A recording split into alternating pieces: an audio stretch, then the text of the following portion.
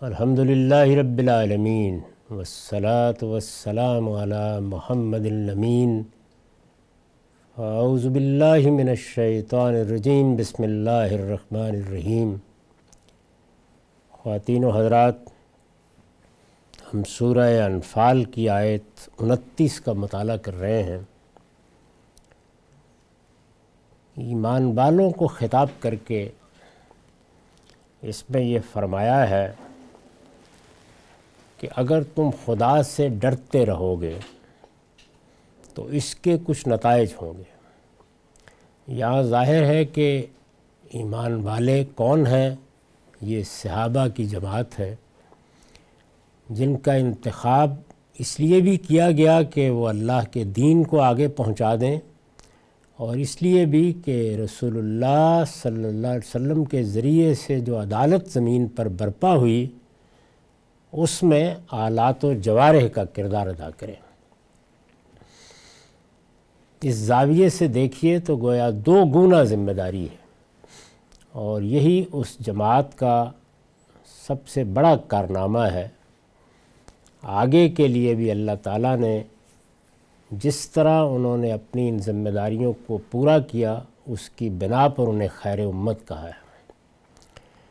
تو ارشاد فرمایا ہے کہ اللہ سے ڈرنا، اللہ اور رسول سے بدعہدی کا مرتکب ہونے سے اجتناب کرنا، وفاداری کا حق ادا کرنا، یہی ایمان کے تقاضے ہیں۔ میں اس سے پہلے یہ عرض کر چکا ہوں کہ یہ جماعت تو صحابہ کرام کی جماعت ہے، لیکن اس جماعت میں کچھ ضعیف کمزور لوگ بھی ہیں، اور کچھ ایسے بھی ہیں کہ جن کے ہاں ابھی منافقت پائی جاتی ہے۔ قرآن مجید جب خطاب کرتا ہے تو خطاب کا انداز تو عام ہی ہوتا ہے، لیکن یہ سیاق سباق بتا دیتا ہے کہ کون سا گروہ مخاطب ہے۔ تو یہاں زیادہ تر وہ لوگ مخاطب ہیں، اور سورہ کے شروع ہی سے مخاطب ہیں کہ جن کے لیے تطہیر و تزکیہ کی ضرورت ہے، یعنی جماعت کی حیثیت سے بھی اور ان کے باطن کے اعتبار سے بھی۔ تو اسی ذیل میں یہ فرمایا ہے کہ اگر تم خدا سے ڈرتے رہے، یعنی اللہ اور رسول سے بدعہدی کے مرتکب نہ ہوئے، اور اس سے پیچھے جو ہدایات دی گئی ہیں اور وہ اب تک ہر پہلو سے گزر چکی ہیں، ان پر خدا سے ڈرتے ہوئے عمل کرتے رہے، تو اس کا نتیجہ نکلے گا۔ وہ نتیجہ کیا ہے؟ ارشاد فرمایا کہ یا ایھا الذین آمنوا ان تتقوا اللہ یجعل لکم فرقانا، تو وہ تمہارے لیے فرقان نمایاں کرے گا۔ یعنی اس وقت جو حق و باطل کی کشمکش برپا ہے، اس میں ایک واضح نشانی سامنے آ جائے گی۔ اگر کسی کے ہاں کمزوری بھی ہے اور وہ علم و استدلال سے بات کو سمجھنے میں کہیں تذبذب میں بھی ہے، تو ایسی واضح نشانی سامنے آ جائے گی جو حق کو حق اور باطل کو باطل کر دے گی۔ اس پر جو نوٹ ہے وہ میں پڑھ چکا ہوں، لیکن ربط کلام کے لیے پھر سن لیجئے۔ فرقان اس چیز کو کہتے ہیں جو حق و باطل کے درمیان امتیاز کر دے۔ قرآن مجید کو قرآن بھی کہا گیا ہے اور فرقان بھی کہا گیا ہے۔ فرقان اس لحاظ سے کہ اللہ تعالیٰ نے اس کو کسوٹی بنا دیا ہے۔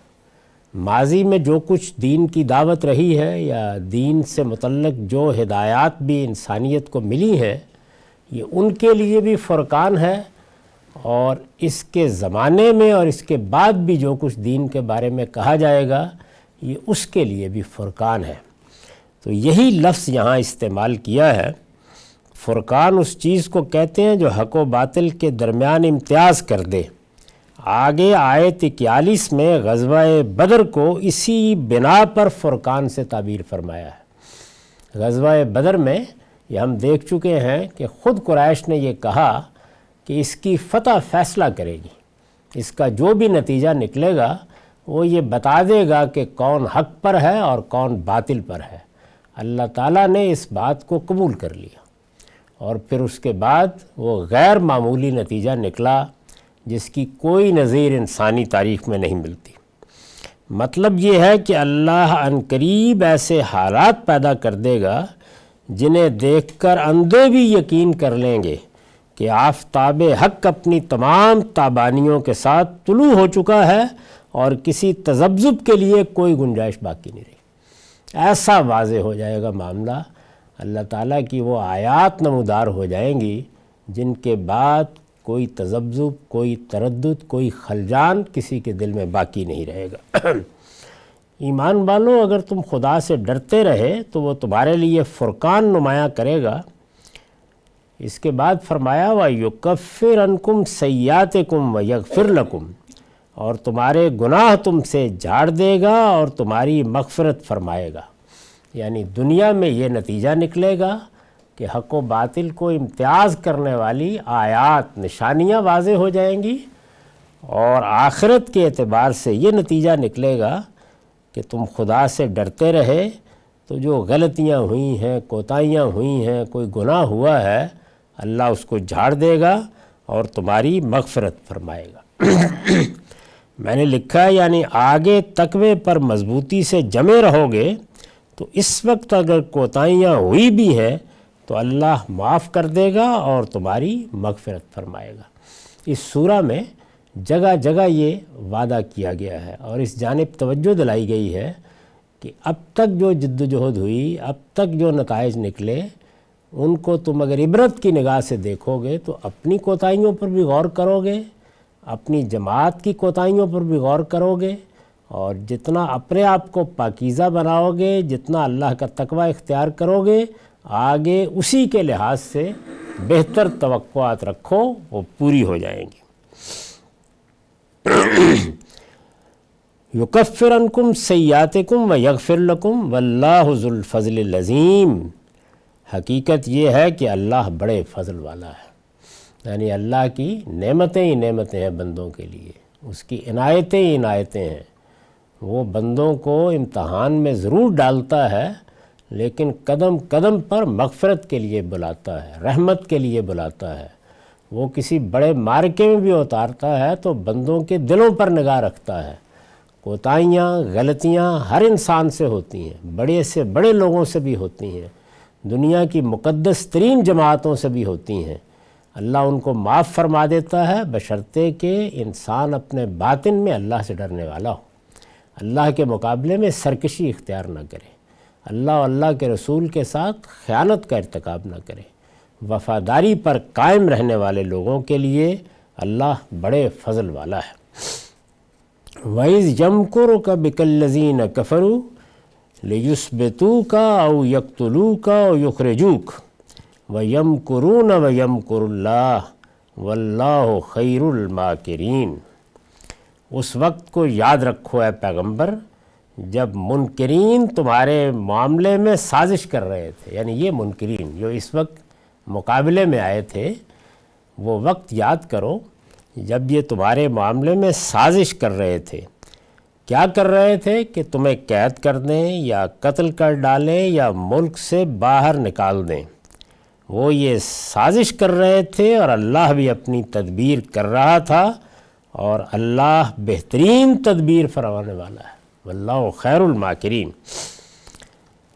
اس پر نوٹ ہے یہ دار الندوہ کی اس مشاورت کی طرف اشارہ ہے جس میں قریش کے لیڈروں نے رسول اللہ صلی اللہ علیہ وسلم کے معاملے میں آخری فیصلہ کرنے کے لیے مختلف تجویزیں پیش کی تھیں۔ دار الندوہ میں ایک مجلس کا ذکر سیرت کی، تاریخ کی کتابوں میں ملتا ہے، جو مکے کے آخری زمانے میں ہوئی، جس میں قریش کے لیڈر جمع ہوئے اور وہاں انہوں نے سوچا کہ یہ دعوت اب بہت پھیلتی جا رہی ہے، ہمارے لوگ اس سے متاثر ہو رہے ہیں، ہمارے غلام، ہمارے زیر دست، ہمارے بچے، ہماری بچیاں، وہ اس دعوت کو قبول کر رہے ہیں۔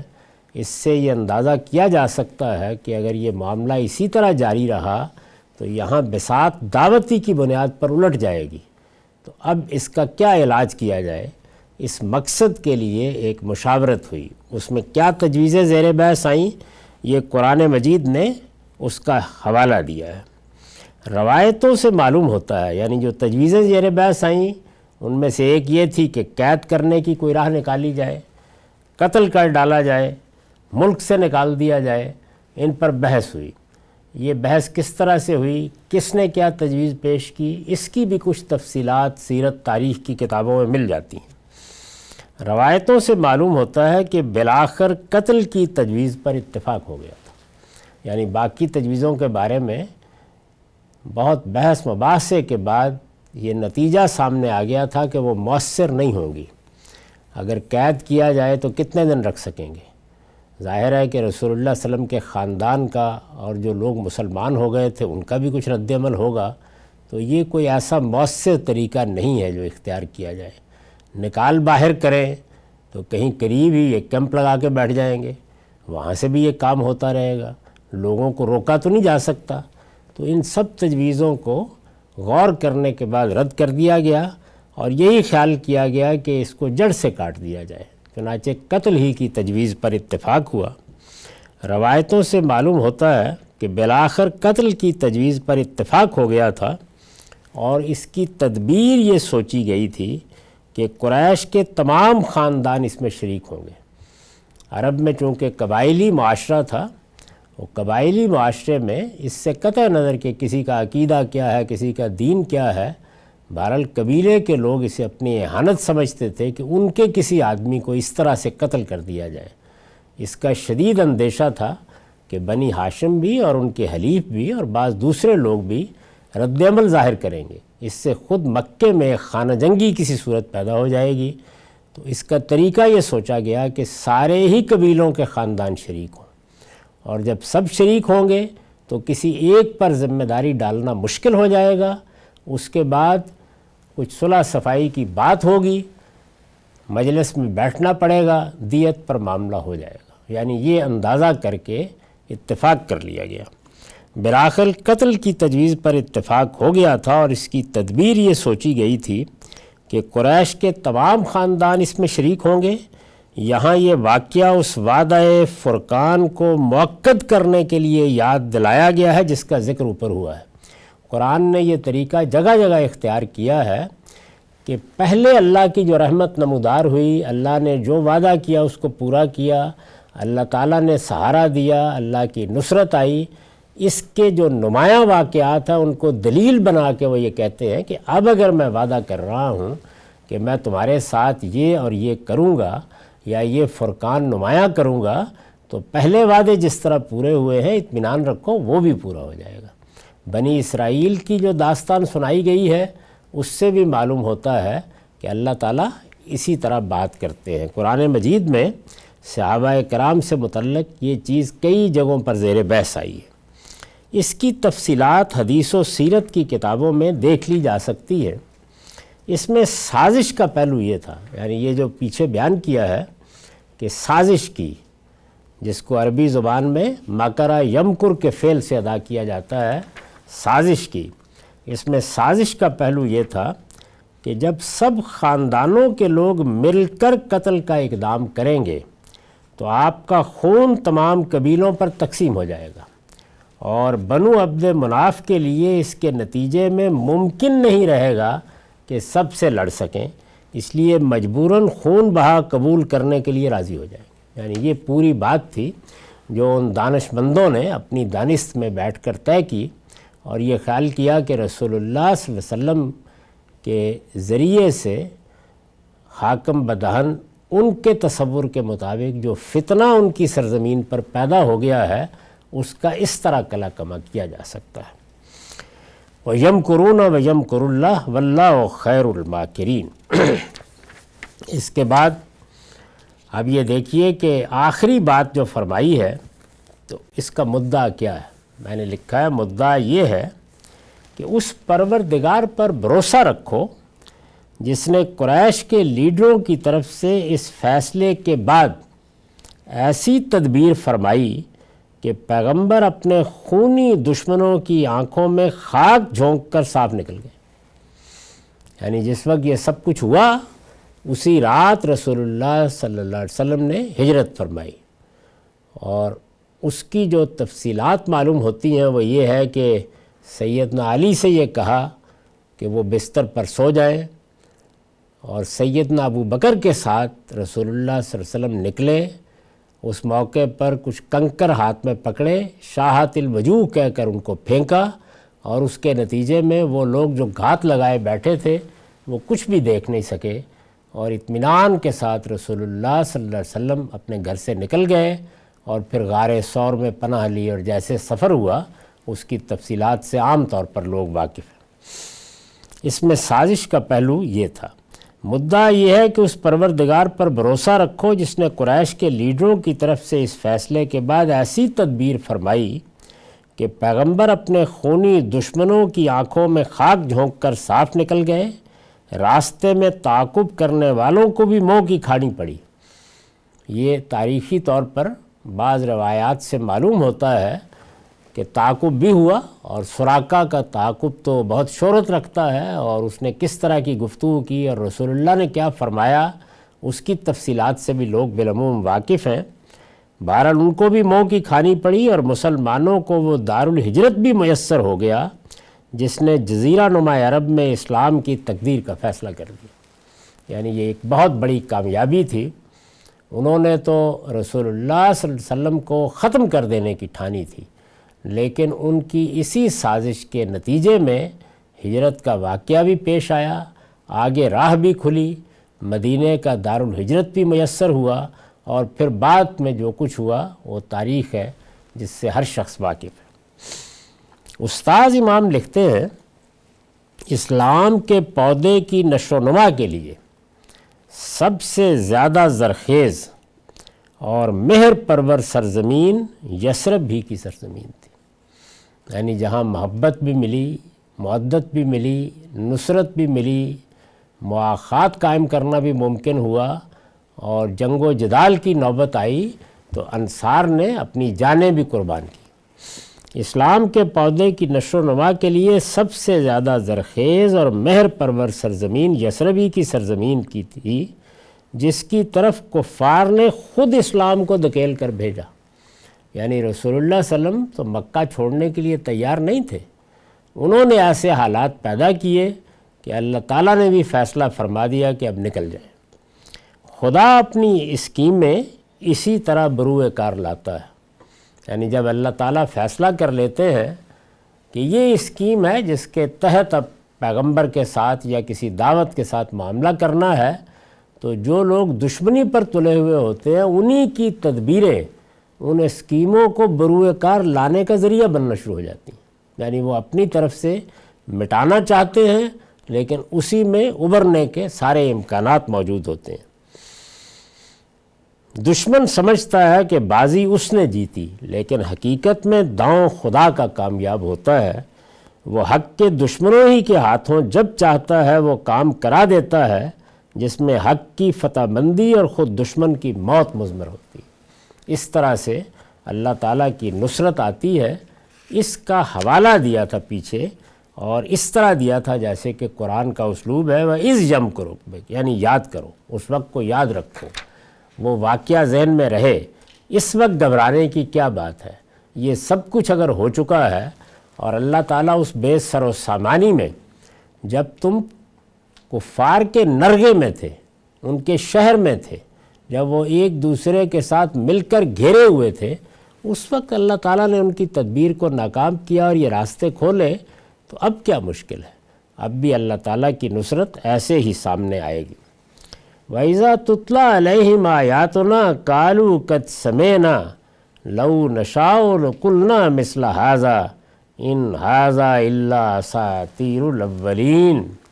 یہ وہی لوگ ہیں، یعنی اب مسلمانوں سے کچھ بات کی، ان کو تسلی دی، اپنی عنایتوں کا حوالہ دیا، اور اس کے بعد ان لوگوں کی طرف روئے سخن پھر گیا، یعنی قریش، منکرین، وہ جو مقابل میں کھڑے ہیں۔ یہ وہی لوگ ہیں کہ جب ان کو ہماری آیتیں سنائی جاتی تھیں تو کہتے تھے کہ ہم نے سن لیا ہے، اگر ہم چاہیں تو ہم بھی ایسا ہی کلام پیش کر دیں۔ یہ تو وہی اگلوں کی کہانیاں ہیں۔ یہ قریش کے رد عمل کو بیان کیا ہے کہ یہ جو اس وقت مقابلے میں آ رہے ہیں اور اس وقت حملہ آور ہوئے ہیں اور آئندہ بھی حملہ آور ہونے کے ارادے رکھتے ہیں، یہ کون لوگ ہیں؟ ان کو کئی برس تک اللہ کی آیتیں سنائی جاتی رہی ہیں۔ یہ وہی لوگ ہیں کہ جب ان کو ہماری آیتیں سنائی جاتی تھیں وَإِذَا تُتْلَىٰ عَلَيْهِمْ آیاتنا قَالُوا قَدْ سَمِعْنَا، تو کہتے تھے کہ ہم نے سن لیا ہے۔ یہ ظاہر ہے کہ اس طرح کا جملہ ہے کہ بس سن لی تمہاری بات، بہت ہو گئی، اب مزید کیا سنیں۔ اور پھر یہ کہتے تھے کہ یہ کون سی نئی بات ہے اور کیا کمال دکھایا ہے اور کیا اللہ تعالیٰ کی طرف نسبت کر کے یہ بات کہہ رہے ہو، اگر ہم چاہیں تو ہم بھی ایسا ہی کلام پیش کر دیں، اس میں ہے کیا، یہ تو وہی اگلوں کی کہانیاں ہیں۔ ان ھذا الا اساطیر الاولین وَإِذْ قَالُوا اللَّهُمَّ إِنْ كَانَ هَذَا هُوَ الْحَقَّ مِنْ عِنْدِكَ فَأَمْطِرْ عَلَيْنَا حِجَارَةً مِنَ السَّمَاءِ أَوْ ائْتِنَا بِعَذَابٍ أَلِيمٍ۔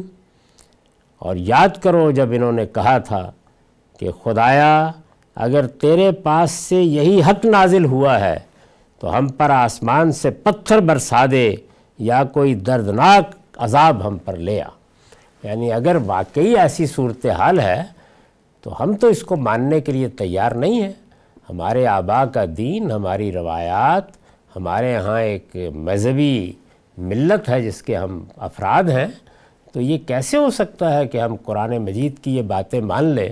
ہمارے آباء کے پورے دین کی نفی ہو رہی ہے، ہماری روایات کا ابطال ہو رہا ہے، ہمارے سامنے ایک نئی تصویر پیش کی جا رہی ہے، اس کو ہم کیسے قبول کر سکتے ہیں؟ اس وجہ سے اگر یہ حق ہے تو ہم تو اللہ ہی کے دین پر ہیں، ہمارے ہاں بھی ہمارے دین کی روایت ہے، تو پھر ٹھیک ہے، پھر ہم پر آسمان سے پتھر ہی برسنے چاہیے۔ تو یہ فرمایا ہے کہ یہ اپنے نقطہ نظر پر ایسا اذعان بھی رکھتے تھے اور اس کے مقابل میں اس دین اور قرآن کے بارے میں یہ احساسات بھی ان کے تھے۔ تو ارشاد فرمایا کہ جب انہوں نے یہ کہا تو فرمایا کہ اس وقت عذاب آ جانا چاہیے تھا نا، اویتنا بعذاب علیم۔ اور یاد کرو جب انہوں نے کہا تھا کہ خدایا اگر تیرے پاس سے یہی حق نازل ہوا ہے تو ہم پر آسمان سے پتھر برسا دے یا کوئی دردناک عذاب ہم پر لے آ، یہ کہتے تھے۔ اب یہ جو حوالہ دیا ہے تو اس کا دیا کہ قرآن پر انہوں نے کیا تبصرہ کیا، اس کا دیا کہ پیغمبر کی دعوت سن کر انہوں نے کیا رد عمل ظاہر کیا، اس کا حوالہ دیا کہ یہ اتنے سرکش ہو گئے تھے کہ یہ کہتے تھے کہ یہ جو عذاب کی داستانیں تم سناتے ہو یہ پرانوں کے قصے ہیں، یہ قصے ہم کو زیادہ نہ سناؤ، اور اگر فی الواقع یہی بات ہے تو پھر لے آؤ وہ عذاب اور برس جائے ہمارے اوپر آسمان سے پتھر۔ اس طرح کی باتیں وہی قوم یا وہی لوگ کہتے ہیں کہ جو گویا اس مقام پر کھڑے ہوتے ہیں کہ ہماری روایت اور ہمارے آباء کا دین اور ہمارے ہاں پہلے سے چلے آنے والے دساتیر اور ہمارے معروفات یہ غلط کیسے ہو سکتے ہیں، یہ نہیں ہو سکتا۔ تو اس اعتماد کے ساتھ وہ یہ کہتے تھے۔ اب اس پر تبصرہ کیا ہے کہ وَمَا كَانَ اللَّهُ لِيُعَذِّبَهُمْ وَأَنْتَ فِيهِمْ وَمَا كَانَ اللَّهُ مُعَذِّبَهُمْ وَهُمْ يَسْتَغْفِرُونَ۔ اللہ اس وقت تو ان کو عذاب دینے والا نہیں تھا، یعنی اگرچہ ان کی سرکشی اس انتہا کو پہنچی ہوئی تھی، یہ باتیں یہ کرتے تھے، یعنی پیغمبر کی بات سن کر کہتے تھے بس سن لی تمہاری بات بہت، اس طرح کا بد تہذیبی کا لب و لہجہ اختیار کرتے، قرآن کو اگلوں کی کہانیاں قرار دیتے، اس سرکشی کے ساتھ پیغمبر سے عذاب کا مطالبہ کرتے تھے، تو عذاب کیا آ جانا چاہیے تھا؟ فرمایا عذاب کے تو مستحق یہ ہو چکے تھے لیکن نہیں آیا۔ تو کیوں نہیں آیا؟ اس لیے نہیں آیا، ارشاد ہوا اللہ اس وقت تو ان کو عذاب دینے والا نہیں تھا جب کہ تم ان کے درمیان موجود تھے، یعنی جب تک پیغمبر موجود ہے درمیان میں تو قوم کے لیے امان ہے۔ اللہ تعالیٰ کی یہ سنت معلوم ہوتی ہے کہ پیغمبر کو پہلے نکالا جاتا ہے، پیغمبر اور اس کے ساتھی۔ سیدنا لوط کے معاملے میں یہی ہوا، ہود کے معاملے میں یہی ہوا، صالح کے معاملے میں یہی ہوا، علیہم السلام سب پیغمبروں کی سرگزشت قرآن نے سنائی ہے۔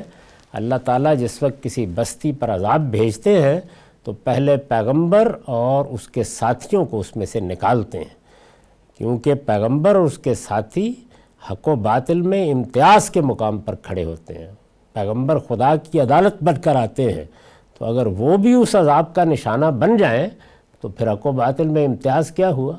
اور عدالت کیا لگی اور فیصلہ کیا ہوا. تو اس وجہ سے اللہ تعالیٰ یہاں فرماتے ہیں کہ جب تک آپ ان کے درمیان موجود تھے اس وقت تک یہ شب و روز عذاب مانگیں کیوں آئے گا؟ پہلے آپ کو نکالا جاتا جب کہ تم ان کے درمیان موجود تھے، اور نہ اس وقت عذاب دینے والا ہو سکتا ہے جب کہ یہ مغفرت چاہ رہے ہوں. یعنی اس سے معلوم ہوا کہ جب کوئی قوم یا قوم کے کچھ افراد یہ بھی اپنے اندر رکھتے ہوں جذبہ کہ پروردگار اگر ہم غلط ہیں تو ہماری غلطیوں پر ہمیں متنبہ کر، اور اگر ہم نے کوئی کوتاہی کی ہے تو ہمیں معاف فرما دے. تو اگر اس طرح کے مخلصین دست بدعا ہوں، تھوڑے ہوں یا زیادہ، تو ان کو بھی نمایاں کر کے نکالے بغیر اللہ تعالیٰ عذاب نہیں نازل کرتے. تو یہ دو باتیں بیان فرمائیں. اس دوسری بات پر لکھا ہے میں نے، قریش کے لیڈروں کی طرف سے پہم مطالبہ عذاب کے باوجود اللہ نے انہیں ڈھیل کیوں دی؟ یہ اس سوال کا جواب دیا. یعنی جب نوبت یہاں تک آ گئی تھی کہ شب و روز پیغمبر سے کہا جاتا تھا کہ لے آؤ پھر وہ عذاب، برسا دے کوئی آ کے ہمارے اوپر پتھر، جو کچھ پہلی قوموں کی کہانیاں سنا رہے ہو پھر ہمارے ساتھ بھی ہو جائے جو ہونا ہے. جب اس طرح کے مطالبے ہو رہے تھے اور پہم ہو رہے تھے تو اللہ تعالیٰ نے ڈھیل کیوں دی؟ یہ اس سوال کا جواب دیا ہے. فرمایا کہ عذاب کے معاملے میں اللہ کا قانون یہ ہے کہ جب تک اصلاح کی دعوت قبول کر کے خدا سے مغفرت چاہنے والے قوم کے اندر سے نکلتے رہتے ہیں، اور جب تک پیغمبر ان کے درمیان موجود ہوتا ہے انہیں چھوڑ کر نکل نہیں جاتا، اللہ اتمام حجت کے باوجود ان پر وہ فیصلہ کن عذاب نازل نہیں کرتا جو رسولوں کی قوموں پر نازل کیا جاتا ہے اور جس کا مطالبہ قریش کر رہے تھے. یعنی یہ ڈھیل کی جگہ جگہ بتایا ہے کہ اللہ تعالیٰ کی طرف سے مہلت ملتی ہے منکرین کو. تو اس کا سبب یہ بتایا ہے کہ بہت سے ایسے لوگ ہوتے ہیں جو زیر دست ہیں، جو اپنے سرداروں کی طرف دیکھ رہے ہوتے ہیں، جن کے معاشرتی حالات ایسے نہیں ہوتے کہ کوئی بڑا فیصلہ کر سکے، پھر تذبذب کی بھی ایک صورت سے گزر رہے ہوتے ہیں. ان کے ہاں معاندت نہیں ہوتی، وہ انکار کرنے پر مصر نہیں ہوتے، ان کے ہاں کچھ سوچ سمجھ فکر پیدا ہو چکی ہوتی ہے. تو اس طرح کے لوگوں کو نکالنے کے لیے مہلت دی جاتی ہے. اسی کا ذکر کیا ہے سورہ فتح میں کہ جب وہاں رسالت مآب صلی اللہ علیہ وسلم حدیبیہ میں روک دیے گئے تو اس وقت حملہ کرنے سے پھر اللہ تعالیٰ نے کیوں منع فرمایا؟ یعنی کیا وجہ ہوئی کہ اللہ کا رسول اور اس وقت وہ مسلمان کہ جو اپنی جانیں دینے کے لیے تیار تھے، وہ سب آمادہ تھے کہ جو چیز بھی ہو اللہ نصرت فرمائے گا، رسول اقدام کے لیے تیار ہے، اور صحابہ کرام نے تو موت پر دستخط کیے تھے، ایک طرح سے بیعت کر لی تھی جس کو بیعت رضوان کہتے ہیں. اس سب کے باوجود یہ فرمایا کہ واپس جائیے، اس وقت حملہ نہیں ہونا چاہیے. تو پھر جواب دیا ہے کہ یہ کیوں کیا؟ اس لیے کہ وہاں کچھ لوگ تھے جو مسلمان ہو چکے تھے، یعنی ان کے دل میں ایمان اتر چکا تھا اور زیر دست تھے، ابھی اس کا اعلان نہیں کر سکتے تھے. ان کے اوپر معاشرتی دباؤ تھا، سرداروں کا دباؤ تھا. ان کے لیے یہ موقع فراہم کیا گیا کہ وہ اس سے نکل کر ایمان کی دولت سے بہرہ یاب ہو جائیں.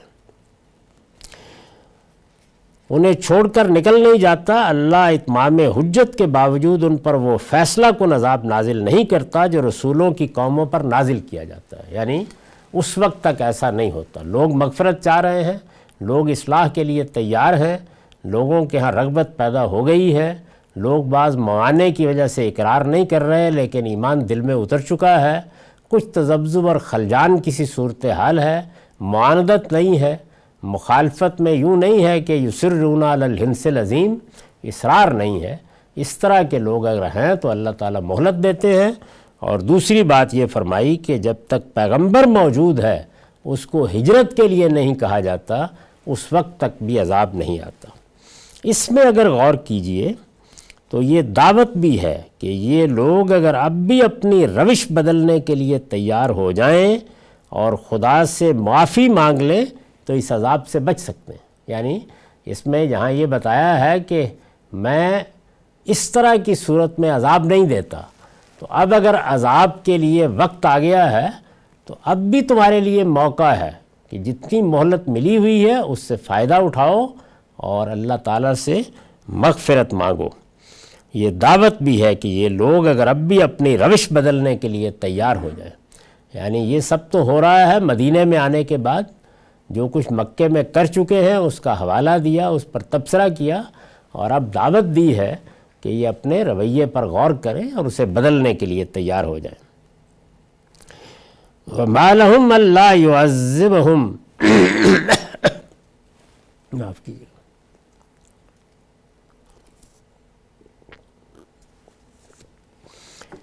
وَمَا لَهُمْ أَلَّا يُعَذِّبَهُمُ اللَّهُ وَهُمْ يَصُدُّونَ عَنِ الْمَسْجِدِ الْحَرَامِ وَمَا كَانُوا أَوْلِيَاءَهُ إِنْ أَوْلِيَاؤُهُ إِلَّا الْمُتَّقُونَ وَلَكِنَّ أَكْثَرَهُمْ لَا يَعْلَمُونَ۔ لیکن اب ان میں کیا ہے کہ اللہ انہیں عذاب نہ دے، یعنی فرمایا کہ اس وقت تو پیغمبر بھی باہر آ گئے ہیں اور لوگوں کو بھی بہت موقع مل گیا ہے، ایک دارالہجرت ہے، وہ اگر نکل کے آنا چاہیں تو نکل کے آ سکتے ہیں، ان کو دعوت بھی دی جا رہی ہے کہ وہ اگر نکل کے آنا چاہیں تو یہ بستی اپنے دروازے ان کے لیے کھولے ہوئے ہیں۔ تو اب ان میں کیا ہے کہ اللہ انہیں عذاب نہ دے، کیوں؟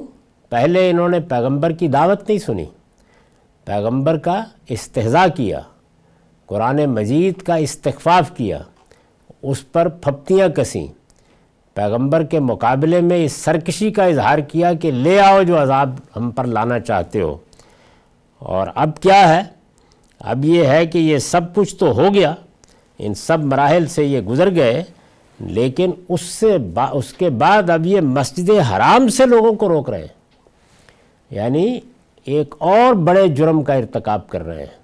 سورہ بقرہ میں ہم دیکھ چکے ہیں کہ یہ مسجد حرام سے روکنے کو اللہ تعالیٰ کتنا بڑا جرم قرار دیتے ہیں، اور یہی وہ مسجد حرام کی راہ روکنا ہے جس کے بارے میں یا جس پس منظر میں یہ فرمایا تھا کہ اگر تم جاؤ اور حج کرنے کے لیے جاؤ یا عمرہ کرنے کے لیے جاؤ اور یہ راستے میں رکاوٹ پیدا کریں تو اب یہ رکاوٹ تلوار کے زور سے دور کر دی جائے۔ اسی ذیل میں قتال کا حکم بھی نقل ہوا ہے۔ اگر اس سورہ کا پورا نظم سامنے ہو تو یہ بات بالکل واضح ہو جاتی ہے۔ تو یہاں اب کیا ہے؟ فرمایا کہ اب ان کے پاس ہے کیا؟ پیغمبر باہر آ گئے، جن لوگوں کو اللہ تعالیٰ نے توبہ و استغفار کی توفیق دی تھی وہ ایک ایک کر کے ایمان لاتے جا رہے ہیں، آتے جا رہے ہیں، اور اگر کوئی فیصلہ کن مرحلہ ہوگا تو باقی لوگوں کے لیے بھی جگہ موجود ہے۔ اب یہ کس پناہ میں ہے؟ انہوں نے تو اپنے جرائم میں مزید اضافہ کر لیا ہے، اور ان میں سے ایک بڑا جرم یہ ہے کہ یہ مسجد حرام سے روک رہے ہیں۔ اس پر میں نے لکھا ہے مطلب یہ ہے کہ عذاب میں تاخیر سے یہ اس غلط فہمی میں مبتلا نہ ہوں کہ یہ عذاب کے مستحق نہیں ہیں۔ قریش اپنے آپ کو کعبے کے متولی سمجھتے تھے، ان کا خیال تھا کہ آخر ہمارے ساتھ یہ معاملہ کیوں ہوگا؟ یہ اس غلط فہمی میں مبتلا نہ ہوں کہ یہ عذاب کے مستحق نہیں ہیں۔ ان کے جرائم پہلے بھی کم نہیں تھے، لیکن اب تو یہ اس سرکشی پر اتر آئے ہیں کہ ان لوگوں کو جو خالص خدا کی عبادت کرنے والے اور اصل دین ابراہیمی کے علمبردار ہیں، اس عبادت گاہ میں آنے سے روک رہے ہیں جو خالص خدا ہی کی عبادت کے لیے اور ابراہیم علیہ السلام کے مقدس ہاتھوں سے تعمیر کی گئی تھی۔ یعنی بیت اللہ ساری انسانیت کے لیے توحید کا مرکز ہے۔ اس کو جب قائم کیا گیا، جب تعمیر کیا گیا، جب یہ مسجد سیدنا ابراہیم علیہ السلام نے بنائی تو اس کے ساتھ ہی اعلان کر دیا گیا تھا کہ لوگ ہر جگہ سے دور، یہ کوئی اہل عرب کے لیے محض ایک تیرت نہیں تھا بلکہ پوری دنیا کے لیے ایک مسجد تھی جس کی طرف آنے کی ان کو دعوت دی گئی تھی۔ انہوں نے ان لوگوں کو روکنا شروع کر دیا ہے جو اصل دین ابراہیمی کے علمبردار ہیں، اس جرم کا ارتکاب کر رہے ہیں۔ اب یہ بتایا ہے کہ کس زوم میں؟ ظاہر ہے کہ اسی زوم میں کہ یہ سمجھتے ہیں کہ یہ تو اس کے متولی ہیں، ان کی تو ایک خاص حیثیت ہے اور یہ حق رکھتے ہیں، جبکہ یہ مسجد حرام سے روک رہے ہیں درا حالے کہ یہ اس کے جائز متولی بھی نہیں۔ یعنی قرآن مجید نے یہ حوالہ دیا ہے اس بات کا کہ جب ابراہیم علیہ السلام نے اپنی ذریت کے بارے میں کہا تھا تو اسی وقت واضح کر دیا گیا تھا کہ اللہ کا عہد اگر ہے تو وہ صرف ان لوگوں کے لیے ہے کہ جو عدل پر قائم رہے، اللہ کی بندگی کریں اور صحیح دین کو اختیار کریں، یہ ظالموں سے متعلق نہیں ہے۔ درا حال ہے کہ یہ اس کے جائز متولی بھی نہیں ہے، اس کے جائز متولی ان اولیاء الا المتقون، اس کے جائز متولی تو صرف خدا سے ڈرنے والے ہو سکتے ہیں۔ وَلَكِنَّ أَكْثَرَهُمْ لَا يَعْلَمُونَ، ہاں مگر ان میں سے اکثر اس بات کو نہیں جانتے۔ یہ جو فرمایا ہے کہ اس کے جائز متولی تو صرف خدا سے ڈرنے والے ہو سکتے ہیں، اس پر نوٹ ہے بیت اللہ توحید کے مرکز کی حیثیت سے بنایا گیا تھا۔ ابراہیم و اسماعیل علیہ السلام اس کے پہلے متولی تھے، یعنی سیدنا ابراہیم نے اس کی تولیت کی ابتدا کی، سیدنا اسماعیل یعنی اپنے بیٹے کو وہاں آباد کیا، اور اللہ تعالیٰ نے یہ مطالبہ کیا کہ وہ اس کی تولیت کے لیے خاص کر دیے جائیں، اور اللہ کا یہ مطالبہ ابراہیم علیہ السلام نے مانا، اپنے بیٹے کو، اپنی اہلیہ کو اس وادی غیر ذی زرع میں آباد کیا۔ ظاہر ہے کہ ان کی رائے سے، ان کے مشورے سے اور ان کے پورے اطمینان کے ساتھ، اور یہ تولیت اس خاندان کو حاصل ہوئی۔ اللہ تعالیٰ نے اسی منصب کی رعایت سے سیدنا ابراہیم کو لوگوں کا امام قرار دیا تھا، یعنی وہ منصب کیا تھا کہ اب دنیا میں مذہبی پیشوا کی حیثیت عالمی سطح پر ابراہیم کو حاصل ہے، اور ابراہیم کا بنایا ہوا گھر یا بنائی ہوئی مسجد، المسجد الحرام یا بیت اللہ جو بھی کہیے، جس کو البیت العتیق بھی کہا گیا ہے، یہی مسجد اب مرکزی حیثیت رکھتی ہے قیامت تک پورے عالم کے لیے، کہ لوگ پروردگار کی عبادت کے لیے، پروردگار کی طرف سے اس کے ساتھ وفاداری کے اظہار کے لیے اس مسجد کا سفر کریں اور اس کی طرف آئیں۔ اور اس کا چونکہ پہلا پتھر ابراہیم نے رکھا ہے، اس کی تعمیر نو ان کے ہاتھوں سے ہوئی ہے، تو ابراہیم ہی اب قیامت تک کے لیے اس معاملے میں یعنی دین کے معاملے میں پوری انسانیت کے امام ہیں۔ اللہ تعالیٰ نے اسی منصب کی رعایت سے سیدنا ابراہیم کو لوگوں کا امام قرار دیا تھا۔ سورہ بقرہ میں بیان ہوا ہے کہ یہ امامت انہیں عطا کی گئی تو انہوں نے اللہ تعالیٰ سے سوال کیا تھا کہ کیا یہ منصب میری ذریت کو، میری اولاد کو بھی حاصل رہے گا؟ جواب میں ارشاد ہوا کہ لا ینال عہد الظالمین، میرا یہ عہد تمہاری ذریت کے، تمہاری اولاد کے صالحین کے لیے ہے، اس کا ظالموں سے کوئی تعلق نہیں۔ یعنی یہ گویا اوصاف اور خصائص کے ساتھ ہے، یہ محض نسل کی بنیاد پر نہیں۔ یہ ذمہ داری دی تو ایک خاص گروہ کو، ایک خاص قوم کو، ایک خاص نسل کو گئی ہے، لیکن یہ ذمہ داری جن کو دی جائے گی اور جن کی اللہ مدد کرے گا اور جن کو سرفرازی عطا فرمائے گا، وہ سب وہی ہوں گے جو صالحین ہیں۔ یہ اسی کے حوالے سے فرمایا ہے، یعنی یہ جو بات کہی تھی اس موقع پر سورہ بقرہ میں نقل ہوئی ہے، یہ اسی کے حوالے سے فرمایا ہے کہ اس گھر کی تولیت کا دعویٰ ان مشرکوں کو زیب نہیں دیتا۔ یعنی یہ کیا سمجھتے ہیں کہ یہ بیت اللہ کی تولیت کے منصب پر فائز ہیں، اس کی چابیاں ان کے پاس ہیں، یہ اس کے خدمت گار اور مجاور ہیں، تو گویا اللہ تعالیٰ نے ان کی اس حیثیت کو تسلیم کر رکھا ہے، یہ تولیت تو ان کو زیب ہی نہیں دیتی۔ یہ اسی کے حوالے سے فرمایا ہے کہ اس گھر کی تولیت کا دعویٰ ان مشرکوں کو زیب نہیں دیتا، اس کے متولی تو وہی ہو سکتے ہیں جو اللہ کی توحید پر قائم رہنے والے اور اس کے عہد و میثاق کی پابندی کرنے والے ہوں۔ ملت ابراہیم سے انحراف اور بیت اللہ الحرام کو بتوں کی نجاست سے آلودہ کر دینے کے بعد اب یہ کسی لحاظ سے بھی اس کے جائز متولی نہیں رہے، یعنی ان کی یہ حیثیت ختم ہو چکی ہے، یہ ان کا مقام نہیں ہے، ان کو تو اب معزول ہونا ہے۔ تو یہ کون ہوتے ہیں کہ یہ خدا کی سچی عبادت کرنے والوں کو، صرف خدا ہی کی عبادت کرنے والوں کو اور دین ابراہیمی کی تجدید کر کے اس کی عبادت کرنے والوں کو، اصل دین ابراہیمی، اصل ملت ابراہیم کے علمبرداروں کو اس بیت اللہ کی زیارت سے، اس کے عمرے سے، اس کے حج سے روکے، لیکن پیغمبر کو نکال دینے کے بعد اب یہ اس سرکشی پر بھی اتر آئے ہیں کہ جس گھر میں آنے سے کبھی کسی کو نہیں روکا گیا تھا، اقصائے عالم سے لوگ اس کے لیے سفر کرتے تھے، اب مدینے میں موجود ان صالحین کو اور پیغمبر کے ساتھیوں کو یہ اس سے بھی روکنے کی جسارت کر رہے ہیں۔ اس کے بعد یہ دعویٰ کس طرح کر سکتے ہیں کہ ان کو اس گھر کی تولیت حاصل رہے گی یا حاصل رہنی چاہیے یا یہ ان کا حق ہے۔ ہمارا وقت ختم ہوا، یہ بحث ابھی جاری ہے۔ اقول قولی ھذا واستغفر اللہ لی ولکم ولسائر المسلمین۔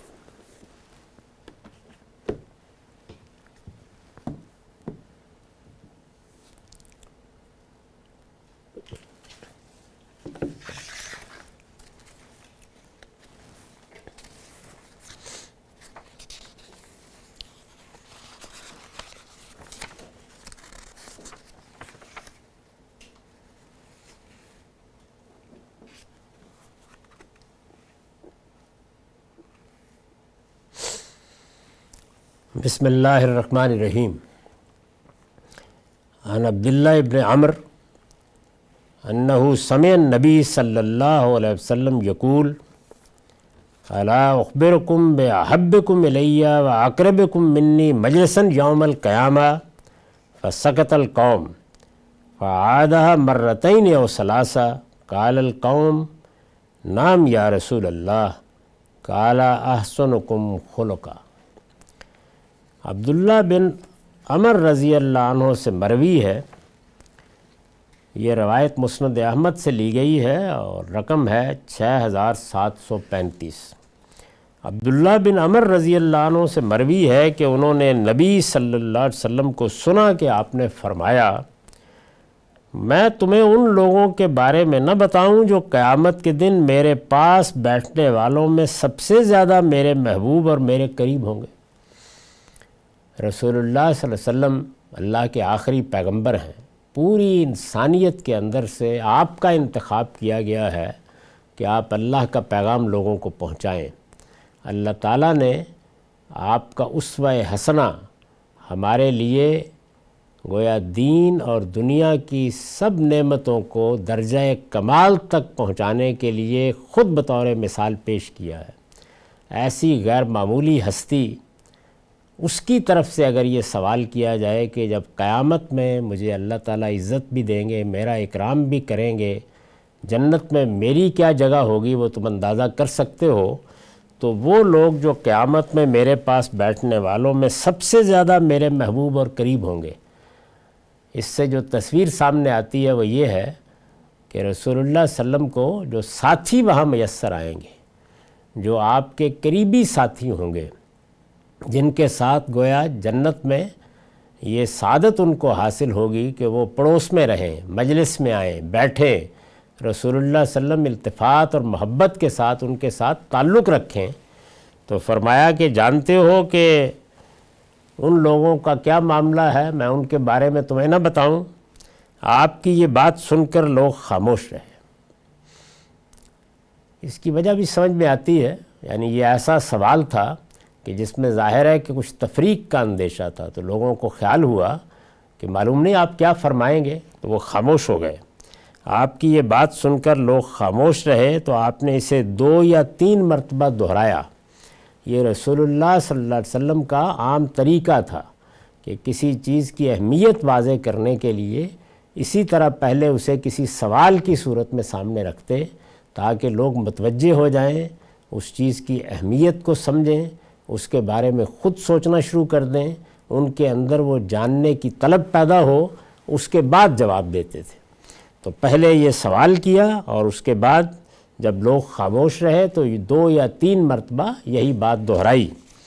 اس پر لوگوں نے کہا یا رسول اللہ ضرور بتائیے، یعنی اب لوگوں نے ہمت کی اور یہ عرض کیا کہ نام یا رسول اللہ ضرور بتائیے کہ وہ کون لوگ ہوں گے، وہ کون سعادت مند ہیں کہ جو آپ کے قریب ہوں گے، جو آپ کے محبوب ہوں گے، جو جنت میں آپ کے پڑوس میں رہیں گے، آپ کی مجلسوں میں آئیں گے، جن کو آپ کے ہاں اذن باریابی ہوگا، جن کو آپ اپنی محبت اور اپنی مودت عطا فرمائیں گے، وہ کون لوگ ہوں گے، ضرور بتائیے۔ اب آپ نے جو جواب دیا وہ سن لیجئے۔ قال احسنکم خلقا، فرمایا جو تم میں سب سے اچھے اخلاق والے ہوں گے۔ یہ بات میں کئی مرتبہ عرض کر چکا ہوں کہ ہمارے دین میں اگرچہ 4 چیزیں ہیں جن کو بنیادی طور پر ہم دین کا کانٹینٹ کہہ سکتے ہیں، یعنی اللہ تعالیٰ کے ساتھ تعلق کے اظہار کے لیے عبادات جیسے نماز ہے، روزہ ہے، حج و عمرہ ہے، اسی طرح ان تمام عبادات میں کچھ چیزیں فرض اور کچھ چیزیں نفل قرار دی گئی ہیں۔ اس کے بعد تطہیر بدن کی چیزیں ہیں، یعنی بدن کی صفائی، بدن کی تطہیر کے لیے ہمیں بعض احکام دیے گئے ہیں، اور بعض چیزیں کھانے پینے سے متعلق ہیں۔ تطہیر خورونوش یعنی طیبات ہم کھائیں گے، خبائث سے اجتناب کریں گے، اس کی بھی تفصیل کی گئی ہے۔ تو یہ سب چیزیں بھی دین میں بڑی اہمیت رکھتی ہیں اور دین کے کانٹینٹ کا لازمی حصہ ہیں، اس کے محتویات کا سب سے اہم حصہ ہیں، لیکن ان سب سے زیادہ اہم، ان سب سے زیادہ جو چیز اللہ کے پیغمبر کے نزدیک ہماری توجہات کا مرکز بننی چاہیے وہ اخلاق کی تطہیر ہے۔ ہمارے اخلاق کا مطلب یہ ہے کہ ہم دوسرے انسانوں کے ساتھ یا دوسرے تعلقات میں جو معاملہ کرتے ہیں وہ کتنا پاکیزہ ہے۔ اس میں نے بڑی وضاحت کے ساتھ یہ بتایا ہے کہ اللہ کے ساتھ بھی ہمارا ایک تعلق ہے، وہ ہمارا منعم حقیقی ہے، ہمارا خالق ہے، تو اللہ تعالیٰ کو، اللہ کی ذات کو شامل کر کے اخلاق کا جامع تصور آتا ہے۔ ہمارا رویہ اپنے رب کے ساتھ کیا ہونا چاہیے؟ کیا خیانت کا رویہ ہوگا؟ کیا منافقت کا رویہ ہوگا؟ یا سچی وفاداری کا رویہ ہوگا؟ صدق کا رویہ ہوگا؟ تو یہ چیز بھی ضروری ہے۔ اور پھر جو ہمارے رشتے پیدا ہوتے ہیں، تعلقات پیدا ہوتے ہیں، ظاہر ہے کہ اللہ تعالیٰ کی اسکیم یہی ہے کہ ایک خاندان وجود میں آتا ہے، اس میں ماں ہے، باپ ہے، بیوی ہے، شوہر ہے، بچے ہیں، اسی طرح پاس پڑوس کے لوگ ہیں، ہم کہیں کاروبار کرتے ہیں، کوئی ادارہ بناتے ہیں، کہیں کوئی اور منصوبہ ہمارے سامنے ہوتا ہے، تو ہر اسکیم میں لوگ شامل ہوتے ہیں، اور سب سے بڑھ کر پھر آگے جو نظم اجتماعی وجود میں آتے ہیں، قبیلے کی سطح پر آئیں، ریاست کی سطح پر آئیں، قوم اور وطن وجود میں آئے، ان سب تعلقات میں صحیح اصولوں پر قائم رہنا، جس کی بنیادیں واضح کر دی گئی ہیں، یہ وہ چیز ہے کہ جس کو بڑی اہمیت حاصل ہے، بلکہ سب سے زیادہ اہمیت حاصل ہے، اور دین کا بڑا حصہ اسی کو شامل ہے۔ اگر آپ دین کے تمام احکام پر غور کریں تو ایک بہت بڑا حصہ اسی کو شامل ہے۔ عن ابی الحورہ السادی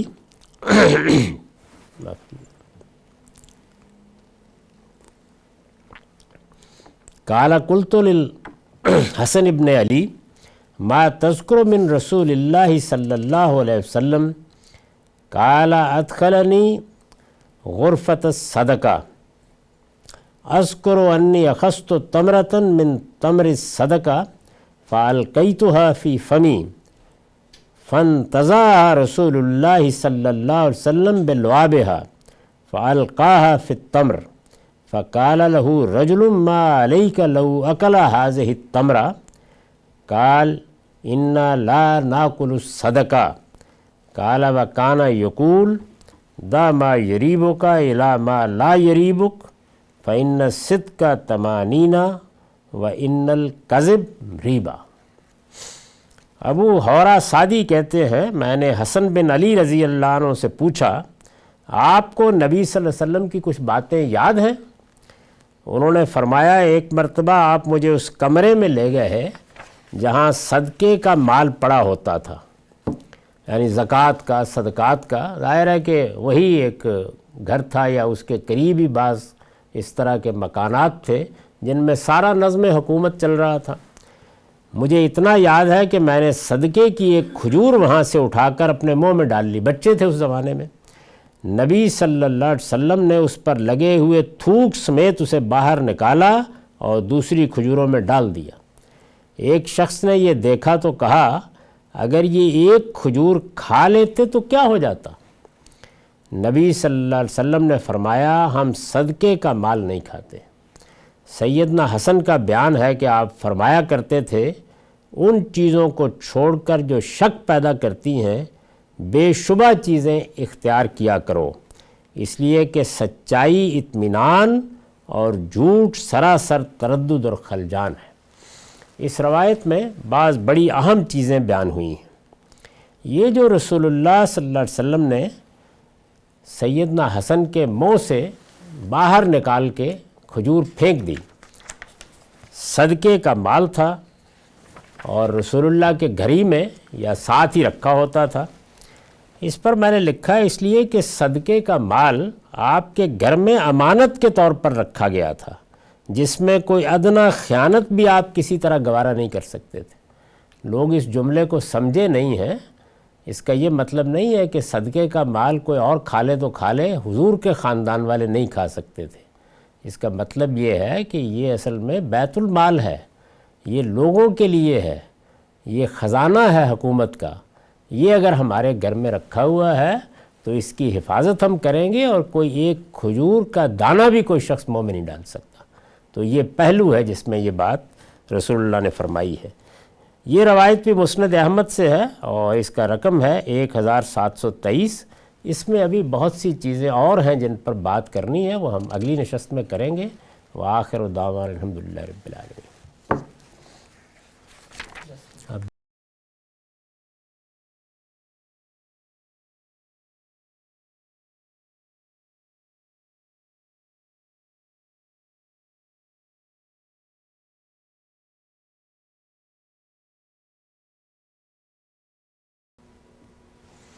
बिस्मिल्लाहिर्रहमानिर्रहीम। अब मैं सवालों के लिए हाज़िर हूँ। हम सब सवालात के आगाज़ से पहले हमेशा की तरह, जैसा कि आपके इल्म है, वबा के अय्याम हैं, कोरोना से बहुत बड़ी तादाद लोगों की मुतासिर हुई है। बिलखुसूस पाकिस्तान में हमारे बहुत सारे अहबाब हैं, हमारे हल्के के हमदर्द, हमारे हम फ़िक्र साथी दोस्त, बिलखुसूस शाहिद मौलूद साहब, इसी तरीके से सलीम साफ़ी साहब, उनका ख़ानदान भी इससे मुतासिर है। बहुत सारे आइज़ा हैं, अक़रबा हैं।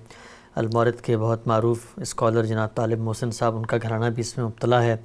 तो मैं चाहूँगा कि इब्तिदा में इन तमाम अहबाब के लिए खुसूसी दवाओं की दरख्वास्त अगर आप सामीन से कर सकें।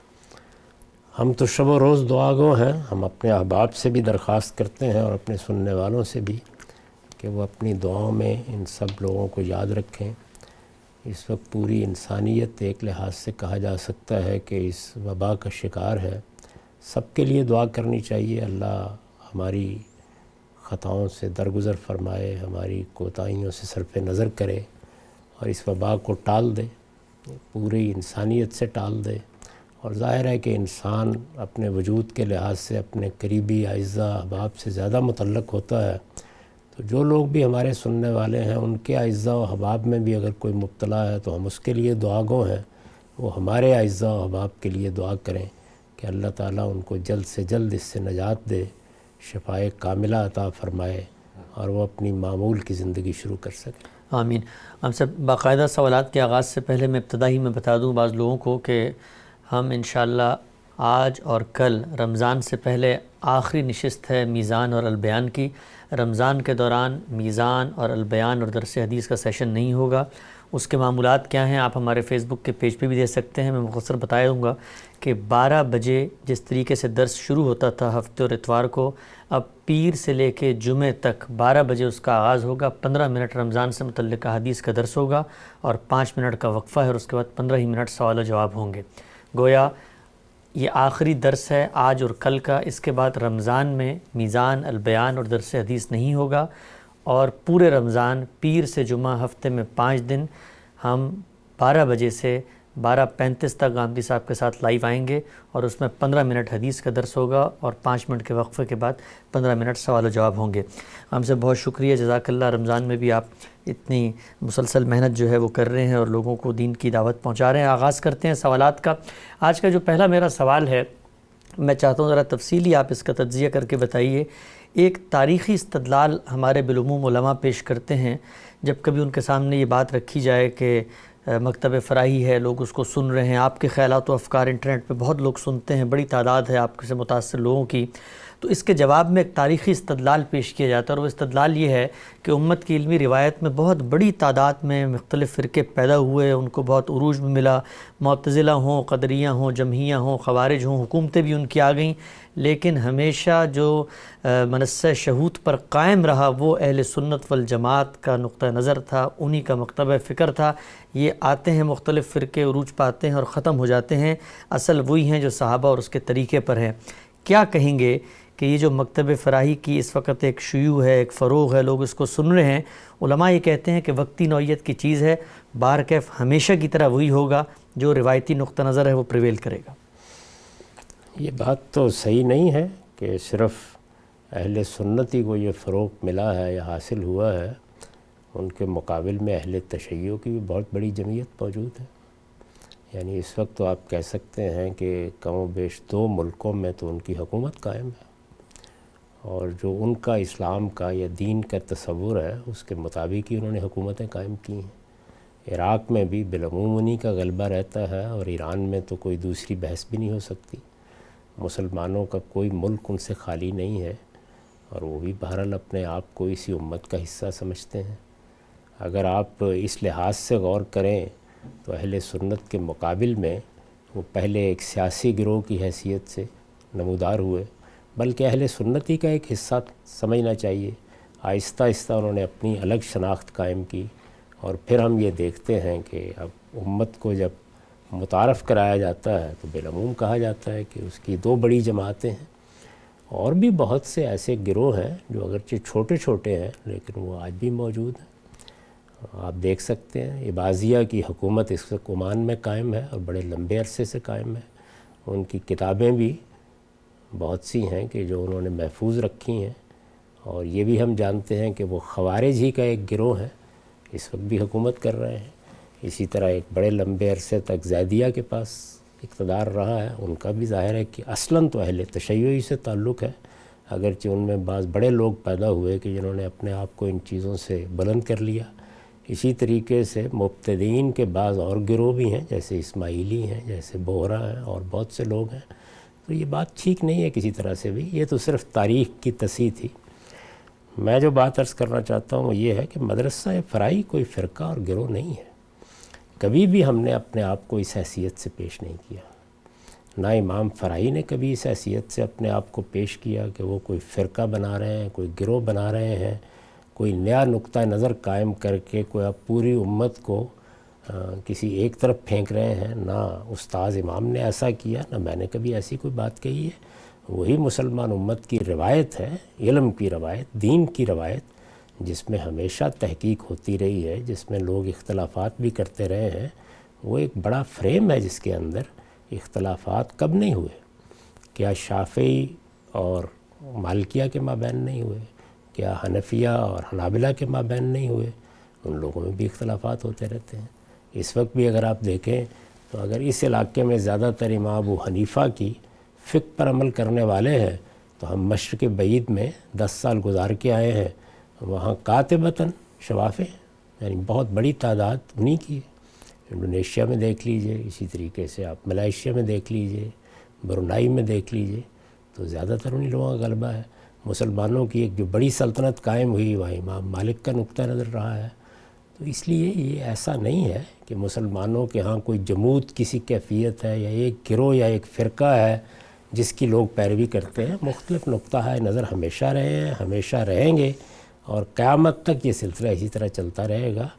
دین کی جو روایت صحابہ کرام سے چلی ہے، اور جس میں دین کے حقائق ہم سمجھتے رہے ہیں، اور مسلمان امت کے مختلف علماء سمجھتے رہے ہیں، امام فرائی کا یا استاذ امام کا جو کچھ بھی کام ہے، اور میں نے بھی جو خدمت کی ہے، وہ اسی اصول پر کی ہے۔ تو اس لیے ہم کوئی نیا فرقہ نہ بنا رہے ہیں، نہ اپنے بارے میں اس طرح کی کسی ذوم میں مبتلا ہیں۔ دین کے خدام ہیں جو خدمت کر رہے ہیں، استدلال کے ساتھ لوگوں کے سامنے پیش کر دیتے ہیں، اس کو جس کا جی چاہے قبول کر لیں۔ ٹھیک۔ غلام صاحب، ایک سوال لوگوں کے ذہن میں عام طور پہ ابھرتا ہے، امت کے اندر اگر ہم تقسیم دیکھیں تو 2 ہی نمایاں تقسیمات ہیں، ایک تو اہل سنت والجماعت، دوسرا اہل تشیع۔ یہ تو بالکل واضح ہے کہ مکتبہ فرائی کا اہل تشیع کے بنیادی نقطہ نظر سے ایک اختلاف ہے، لیکن اہل سنت کے جو مسلمات ہیں ان کے اندر بھی آپ گفتگو کرتے ہیں، بعض چیزوں میں اختلاف پیدا ہوا، ہم تفصیل سے اس پہ بات بھی کر رہے ہیں۔ تو پھر کیا یہ نہیں کہا جا سکتا کہ اہل سنت، اہل تشیع اور ایک تیسرا زاویہ نظر ہے، تیسرا نقطہ نظر ہے جو آپ کا، چونکہ اہل سنت کے بھی بعض مسلمات سے اختلاف کیا گیا؟ میرے نزدیک کہ ایک ہی دینی روایت ہے، میں تو اس تقسیم ہی کو ٹھیک نہیں سمجھتا۔ میرے نزدیک تو یہ تقسیم خود لوگوں نے اپنے لیے شناخت بنا لی اور بنا کے غلطی کی ہے۔ ہم سب مسلمان ہیں، اللہ کے پیغمبر کے ماننے والے ہیں، ہم سب کا یہ عقیدہ ہے کہ محمد الرسول اللہ ہی دین کی آخری حجت ہے۔ دین رسول اللہ صلی اللہ علیہ وسلم کے قول و فعل اور تقریر و تصویب کا نام ہے۔ ہر شخص جس نے دین میں کوئی بات کہنی ہے وہ آپ ہی کی نسبت سے کہے گا۔ ظاہر ہے کہ رسول اللہ صلی اللہ علیہ وسلم سے جو دین ہم کو ملا ہے وہ قرآن کی صورت میں ہے، وہ سنت کی صورت میں ہے۔ اسی طرح ایک بہت بڑا ذخیرہ رسول اللہ صلی اللہ علیہ وسلم سے تفہیم، تبیین، سیرت، سوانح کا حدیث کی صورت میں ہمارے پاس ہے۔ اہل علم اس کی طرف رجوع کرتے ہیں، اور رجوع کرتے ہیں تو عقیدے کے معاملے میں بھی، اعمال کے معاملے میں بھی، شریعت اور قانون کے معاملے میں بھی مختلف آراء قائم کرتے رہتے ہیں، بیان کرتے رہتے ہیں۔ اس لیے میں تو ان ذیلی تقسیموں کو سرے سے کوئی اہمیت ہی نہیں دیتا۔ ٹھیک، ہم سب آگے بڑھتے ہیں۔ کچھ سوالات ہمیں موصول ہوئے ہیں۔ ایک سوال آج کل بہت جدید پڑھے لکھے طبقے میں اٹھتا ہے، اور وہ یہ ہے کہ جب وہ بچے کو دین کی تعلیم دیتے ہیں تو بچے تو ہمیشہ شخصیات سے متعارف ہوتے ہیں، تو صحابہ کرام کی شخصیات کے بارے میں جب بچوں کو پتہ چلتا ہے انٹرنیٹ کا دور ہے، وہ جا کے وہاں دیکھتے ہیں، تو یہ جو صحابہ کرام کے باہمی تنازعات تھے، جنگیں ہوئیں، ان میں قتال بھی ہوا، اس کے بارے میں کیسے ان بچوں کو بتایا جائے؟ ایک طرف ہم کہہ رہے ہوتے ہیں کہ وہ رول ماڈل ہیں کے معاملے میں، اور دوسری طرف یہ تصویر سامنے آ رہی ہوتی ہے، تو صحابہ کے جو مشاجرات ہیں، صحابہ کے باہمی تنازعات ہیں، جنگیں ہیں، ان میں قتل و قتال کے ان واقعات کو کیسے ہم اگلی نسل کو منتقل کریں گے؟ یہ رسول اللہ صلی اللہ علیہ وسلم کی ذات والا صفات ہمارے لیے دین کا ماخذ، دین کا منبع ہے۔ ہمیں سب سے بڑھ کر اللہ کے پیغمبر کی طرف دیکھنا چاہیے، اور لوگوں کے لیے اگر کسی شخصیت کو بھی پیش کرنا ہے تو وہ آپ ہی کی شخصیت ہے۔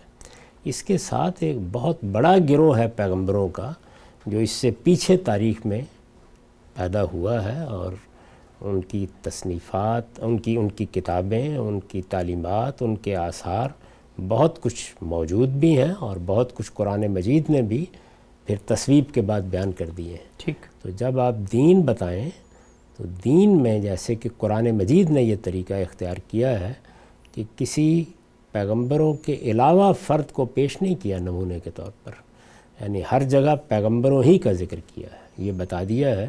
تو آپ اپنے بچوں کو جب یہ تعلیم دیں تو بتائیں کہ اللہ تعالیٰ جن لوگوں کا انتخاب کرتا ہے کہ وہ اس کے دین کی دعوت کے علمبردار بن کے کھڑے ہوں، وہ پیغمبر ہیں، اور پیغمبروں کی ایک بہت بڑی جماعت ہے، اس میں بڑے جلیل القدر پیغمبر ہیں، سیدنا موسیٰ ہیں، سیدنا مسیح ہیں، بنی اسرائیل کے پیغمبروں کی بڑی دل نواز داستان ہے۔ اگر آپ بائبل کو پڑھیں تو اس کے صحائف میں ان کی تعلیمات ہیں۔ ایسے لگتا ہے کہ جیسے دین کے بنیادی حقائق کو آخری درجے میں واضح کر دیا گیا ہے، اور اللہ کے پیغمبر محمد الرسول اللہ صلی اللہ علیہ وسلم ہیں، تو ان کو پیش کرنا چاہیے۔ عقیدت بھی انہی کی پیدا کرنی چاہیے، دین میں اصل کی حیثیت انہی کی ہے۔ چنانچہ ہمارے لیے کلمہ جامعہ کی حیثیت اس چیز کو حاصل ہے کہ لا نفرق بین احد من رسلہ۔ اس کے بعد سب عام انسان ہیں، اور عام انسانوں کی حیثیت سے ہر ایک کی ایک تاریخ ہے۔ تو صحابہ کرام کی تاریخ کے بھی مختلف ادوار ہیں۔ ان کی تاریخ کا ایک دور وہ ہے کہ جب وہ رسول اللہ کے ساتھ آئے، انہوں نے رسول اللہ کے لیے قربانیاں دیں، انہوں نے ہجرت کی، انہوں نے نصرت کی، انہوں نے دین کو اپنا مقصد زندگی بنا کر جدوجہد کی، اس کو پیش کیجئے۔ اس کے بعد جب بعد میں سیاسی قسم کے مناقشات پیدا ہوئے تو اس میں بھی ایک بڑی تعداد ان کی ایسی ہے کہ جس نے اپنے آپ کو ان سے بالکل الگ رکھا۔ تو وہاں پر آپ پوری کی پوری جماعت ایک ایک فرد کو کیسے نمونے کے طور پر پیش کر سکتے ہیں؟ اللہ کے پیغمبروں ہی کو لوگوں کے سامنے رکھنا چاہیے، اور وہی ان تعلیمات کا اصل منبع بھی ہوتے ہیں، اور انہی کا اسوہ حسنہ ہے جس کو سامنے رکھ کر ہم دین میں کمال اور جمال حاصل کرتے ہیں۔ ٹھیک، ایک ضمنی پہلو ہم سے بھی بتائیے گا، ہم جب آپ سنت کی بات کرتے ہیں تو ظاہری بات ہے رسالت محمد صلی اللہ علیہ وسلم نے وہ جو پہلی نسل ہے آپ کی قوم میں ان میں منتقل کی، اور صحابہ کرام ہی ہیں، تو ہم جب دین بھی انہی کی بنیاد پہ لے رہے ہوتے ہیں تو پھر ان کے اوپر اگر کوئی سوال پیدا ہوتا ہے یا ان کے باہمی تنازعات یا جنگیں سامنے آتی ہیں تو پھر ہمارے دل میں ایک سوال تو اٹھتا ہے کہ ایک طرف ہم انہی سے دین لے رہے ہیں اور دوسری طرف انہی کے مابین یہ لڑائی جھگڑے اور یہ چیزیں بھی ہو رہی ہیں، تو ہم اس پر پھر کیسے اعتماد کریں گے چیزوں پر؟ نہیں، اس میں بے اعتمادی کی کوئی وجہ ہی نہیں ہے۔ انہوں نے دین کو پہنچانے میں کبھی کوئی کوتاہی نہیں کی۔ جس وقت ان کے مابین جنگیں بھی ہوئیں اس وقت بھی دین کے معاملے میں ان کے مابین بھی کبھی یہ بات نہیں ہوئی کہ فلاں آدمی دین کو غلط طریقے سے بیان کر رہا ہے، یا فلاں آدمی نے رسول اللہ کی طرف کوئی غلط بات منسوب کر دی ہے۔ ہمارے جو جلیل القدر محدثین ہیں انہوں نے ان کے بارے میں یہ اصول قائم کیا ہے کہ الصحابہ کلہم عدول، یہ ظاہر ہے کہ تجربے ہی کی بنیاد پر قائم کیا گیا ہے۔ یہ واضح ہو گیا ہے کہ کہ اللہ کے دین کو پہنچانے میں وہ آخری درجے میں محتاط ہیں. انہوں نے کبھی کوئی خیانت نہیں کی اور یہ دین ان کے اجماع اور تواتر سے منتقل ہوا ہے. یعنی ایسا نہیں ہے کہ کوئی ایک فرد یا دو افراد ہیں. یہ دین ان کے اجماع سے، ان کے تواتر سے، جس کو نقل الکافہ عن الکافہ کہا جاتا ہے، آگے منتقل ہوا ہے. اس میں اگر کسی کی طرف سے کوئی کوتاہی بھی ہوئی ہے تو باقی پوری جماعت نے اس کی اصلاح کر دی ہے، اور بحیثیت مجموعی وہ خیر امت تھے، اور یہ شہادت خود قرآن مجید نے دی ہے. تو ان کا اجماع اور تواتر یہ اصل میں اس دین کو منتقل کرنے کا ذریعہ ہے. اس میں کسی تردد کا کوئی سوال ہی نہیں. ٹھیک ہے، ہم سب آگے بڑھاتے ہیں سوالات کے سلسلے کو. یہ بتائیے گا کہ قرآن مجید میں بہت وضاحت سے اللہ تعالیٰ فرماتے ہیں کہ جو تخلیق کا عمل ہے یہ اللہ ہی کرتے ہیں، اللہ ہی خالق ہیں. سوال یہ سامنے آیا کہ آج کل کچھ اسٹیم سیل اور کلوننگ کے ذریعے بھی وہ کہتے ہیں کہ آرٹیفیشل سنتھیٹک سیلز ڈیولپ کی جا رہے ہیں جس کے ذریعے سے کچھ تخلیق کا عمل کیا جائے گا جانوروں میں. تو پھر اگر یہ کرنے میں سائنسدان کامیاب ہو جاتے ہیں تو پھر اللہ تعالیٰ کی جو صفت ہے چیزوں کو تخلیق کرنے کی، وہ خالق ہے، تو پھر اس کے بارے میں کیا ہوگا؟ یہ کام تو پہلے ہی بہت کر رہے ہیں. کشتیاں آپ نے بنائیں، جہاز آپ نے بنائے، سمندروں پر آپ نے قبضہ کیا. اللہ تعالیٰ نے انسان کو بڑی قوت ایجاد دی ہے. یعنی یہ اللہ تعالیٰ نے کب کہا ہے کہ صرف میں ہی چیزوں کو ایجاد کرتا ہوں؟ اس کے ہاں یہ چیزیں اس طرح وجود میں آتی ہیں کہ وہ کسی بنیادی اساس کی ضرورت نہیں ہوتی. وہ تو عدم سے وجود میں لے آیا. مادے کو کیسے وجود میں لایا ہم تو اس کا کوئی تصور بھی نہیں کر سکتے. اس میں کس طرح حیات پیدا کر دیتا ہے، کیسے اسے شعور دیتا ہے. تو یہ دنیا جو اس نے بنائی ہے اس کے قوانین کا مطالعہ کر کے آپ بھی بہت سی چیزیں بناتے رہتے ہیں. ایک کمپیوٹر کوئی کم غیر معمولی چیز ہے جو اب لوگوں نے بنا لی ہے. آپ یہ دیکھتے ہیں کہ اس کے ذریعے سے یہیں بیٹھے ہوئے آپ پوری دنیا کے ساتھ بات کر سکتے ہیں. ابھی مریخ پر آپ کی گاڑیاں جا رہی ہیں. یہ سب آپ بنا رہے ہیں. تو یہ کام کرنے میں کیا معنی ہے؟ انسان کو اللہ تعالیٰ نے یہ سب صلاحیتیں دے رکھی ہیں. ٹھیک ہے، ہم سب آگے بڑھاتے ہیں. پاکستان کے اندر ہمارا ملک ہے، اس سے ہم بے نیاز نہیں ہوتے، ہمیشہ نظر رہتی ہے اس کی خبروں پر بھی اور ملک کے حالات کے حوالے سے آگے بڑھ رہا ہوتا ہے. میں اصول میں آپ سے ایک بات پوچھنا چاہتا ہوں. کچھ قوانین زیر بحث ہیں اور ان میں یہ کہا جا رہا ہے کہ اگر آپ کسی خاص ادارے کی توہین کرتے ہیں، تحقیر کرتے ہیں تو وہ قابل سزا جرم بن سکتا ہے. سوال میرا آپ سے یہ ہے کہ کیا ایک جمہوری معاشرے میں، جمہوری سلطنت میں جو ادارے ہوتے ہیں ان کی حشمت، ان کی عزت، ان کی توقیر کا تحفظ کیا اس طریقے سے قانون کے ذریعے کیا جا سکتا ہے؟ اور آپ ہمیشہ بات کرتے ہیں شخص کی آزادی کی، بنیادی انسانی حقوق کی، یہ کہاں پر تنقید تحقیر میں بدل جاتی ہے؟ اس کا فیصلہ کیسے ہوگا؟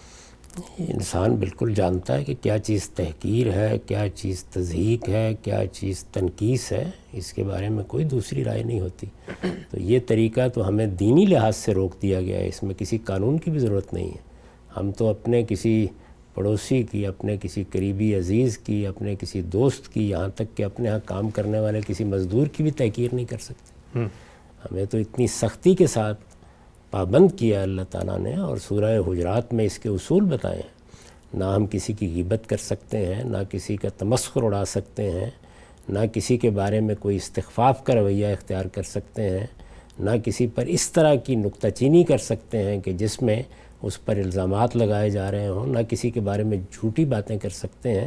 تو اس چیز کے لیے ہمیں کسی قانون کی ضرورت نہیں ہے. یہ تو مسلمان اپنے دین کی روح سے اس کے پابند ہیں. تنقید اس کو نہیں روکا جا سکتا. تنقید ہر شخص پر ہوگی. تنقید سے بالا تر کوئی نہیں ہے. نہ کوئی ادارہ تنقید سے بالا تر ہے، نہ کوئی فرد تنقید سے بالا تر ہے. تنقید کا مطلب یہ ہے کہ اگر ہم کسی اقدام کو غلط سمجھتے ہیں تو استدلال کے ساتھ اور شائستگی کے ساتھ اس غلطی کو واضح کریں گے.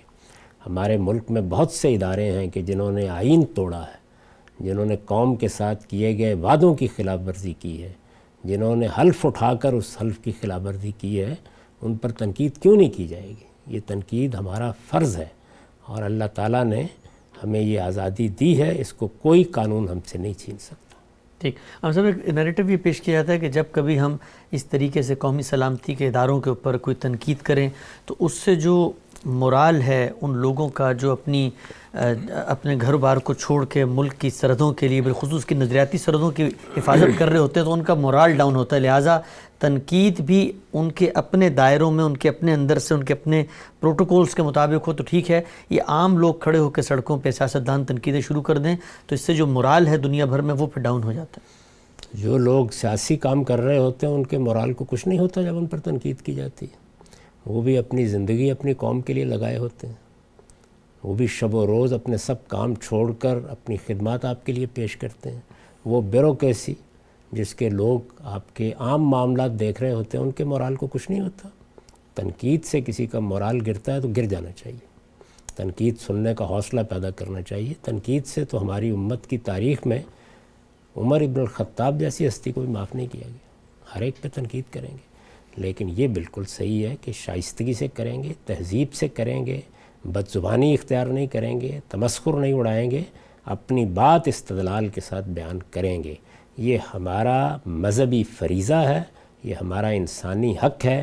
کوئی دنیا کا آئین، کوئی قانون اس سے مختلف کوئی چیز ہم پر لاگو نہیں کر سکتا. ٹھیک ہے، ہم سب آگے بڑھاتے ہیں سلسلے. کوئی بتائیے گا کہ دنیا کے مختلف ممالک میں یہ جو اگر کسی کی آپ ہتک کرتے ہیں اس کے قوانین بنائے گئے ہیں سد ذریعہ کے اصول کے اوپر بھی، اور اگر ثابت ہو جاتا ہے تو کچھ جرمانے عائد کیے جاتے ہیں. کیا دینی لحاظ سے بھی ان کی کوئی گنجائش ہے کہ اگر ثابت ہو جائے تو عدالت کسی پہ کوئی جرمانہ عائد کر دے کہ آپ نے کسی کی توہین کی تھی، تنقید کی تھی؟ دیکھیے، جو چیز دینی لحاظ سے یا اخلاقی اعتبار سے ممنوع ہے، یعنی تمسخر اڑانا، تضحیک کرنا، کسی کے بارے میں استخفاف کا طریقہ اختیار کرنا، یہ چیز ممنوع ہے. اس میں سے ہر چیز کے بارے میں آپ قانون بنا سکتے ہیں. تو ہتک کے قوانین ہوں، تحقیر کے قوانین ہوں، توہین کے قوانین ہوں، اسی اصول پر بنائے جاتے ہیں. یہ تو کسی کو بھی حق نہیں ہے. یعنی آپ اس میں کچھ خاص شخصیات کا ذکر کیوں کرتے ہیں؟ یہ عام آدمی کی بھی نہیں کر سکتے. اگر ایک شخص جو اللہ تعالیٰ کی طرف سے انسانیت کا شرف لے کے آیا ہے اور جس کے بارے میں اللہ تعالیٰ نے یہ فرمایا ہے کہ وَلَقَدْ كَرَّمْنَا بَنِي آدم، آپ ایک عام مزدور کی بھی، ایک کلی کی بھی، ایک ریڑھی لگانے والے کی بھی تحقیر نہیں کر سکتے. آپ کریں گے تو لا ریب اللہ تعالیٰ کے ہاں بھی مواخذے میں آئیں گے اور قوانین بھی بنائے جا سکتے ہیں. لیکن یہ کسی تفریق کے بغیر بننے چاہیے. یہ انسان کے خلاف قوانین ہے. اگر آپ نے انسانیت کی توہین کی ہے، کسی بھی دائرے میں کی ہے، بڑی شخصیات کے معاملے میں بھی اسی اصول پر ہوں گے. تحقیر کا، توہین کا کسی کو حق نہیں، کسی کی بھی نہیں ہونی چاہیے. تو اس کے لیے عمومی قوانین بنائیے کسی بنیاد کے بغیر، اور ظاہر ہے کہ اس میں ہر شخص آئے گا. یعنی اگر کوئی آدمی وزیر اعظم ہے تو وہ سب سے پہلے انسان ہے. اگر پارلیمنٹ کا ممبر ہے تو سب سے پہلے انسان ہے. فوج کا سربراہ ہے تو سب سے پہلے انسان ہے. تو اگر اس کے کسی اقدام میں کوئی غلطی ہے تو ہمارا حق ہے، ہمارا فرض ہے کہ ہم اس پر تنقید کریں. لیکن اگر ہم تحقیر کا رویہ اختیار کرتے ہیں تو جیسے میں اپنے ہمسائے کے بارے میں اختیار کروں تو وہ میرے خلاف مقدمہ عدالت میں لے جا سکتا ہے. بالکل اسی طریقے سے ملک کا وزیر اعظم بھی لے جا سکتا ہے. اس میں کوئی تفریق نہیں کی جا سکتی. ٹھیک. ہم سے بتائیے گا، ہمارے ہاں ٹی وی چینلز آج کل میڈیا کا بہت دورہ ہے اور بہت سارے چینلز ہیں، خبریں آ رہی ہوتی ہیں، ہر وقت بریکنگ نیوز.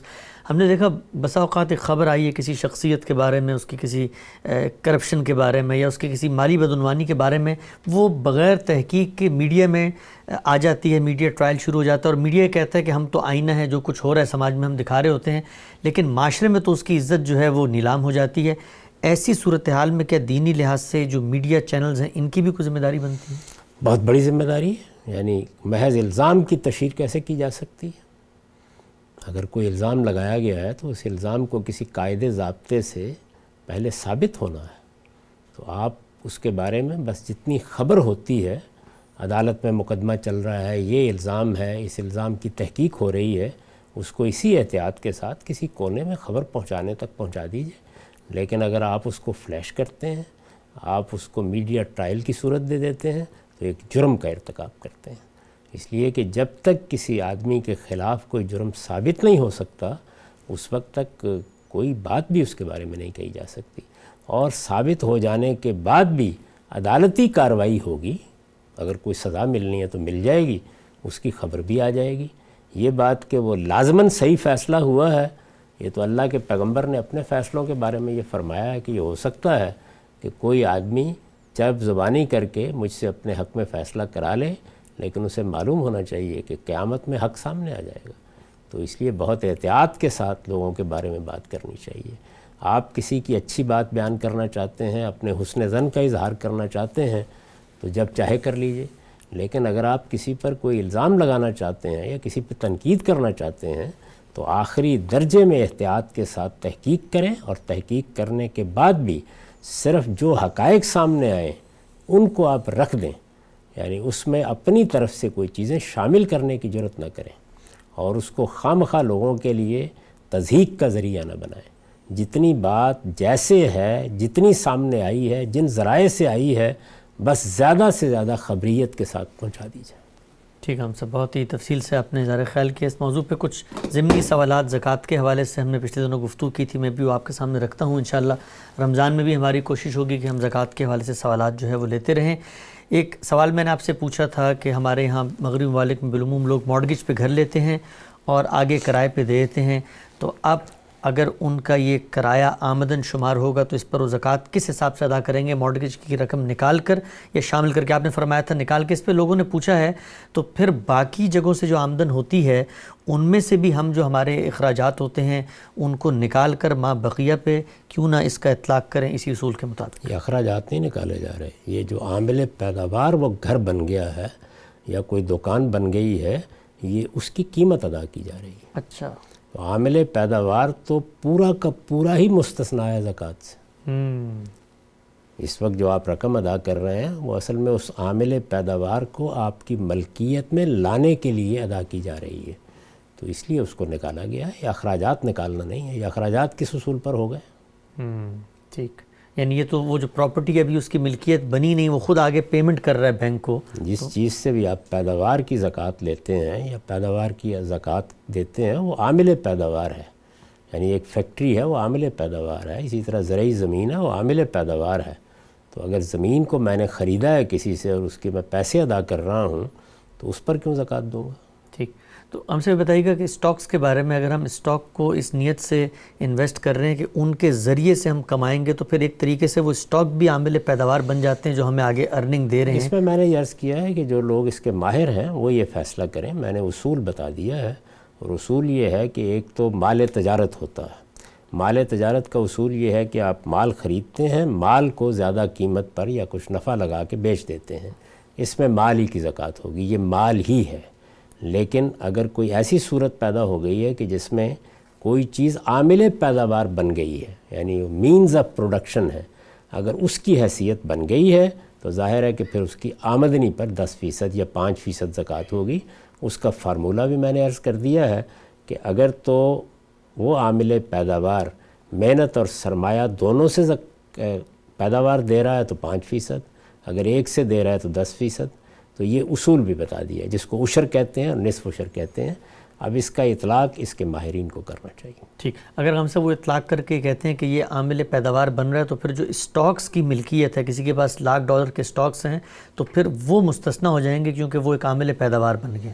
وہی عوامل پیداوار کا اصول ہو جائے گا، یعنی اس طرح فیکٹری کی مالیت پر کوئی زکوٰۃ نہیں ہے، زرعی زمین کی ملکیت پر کوئی زکوٰۃ نہیں ہے، اگر آپ کا مکان آپ نے کرائے پر دیا ہوا ہے تو اس کی مالیت پر کوئی زکوٰۃ نہیں ہے، بلکہ اس کی آمدنی پر یا اس کا کرایہ جو ملے گا اس پر زکوٰۃ ہے، تو اس اصول کا اطلاق ہو جائے گا۔ ٹھیک، ہم سے بھی بتائیے گا کہ سوال پوچھا گیا ہم سے کہ جو زکوٰۃ کی رقم ہے کیا اس کو کہیں انویسٹ کیا جا سکتا ہے کہ یہ لازم ہے کہ آپ کسی کے مشخص کو کسی کے حوالے کریں؟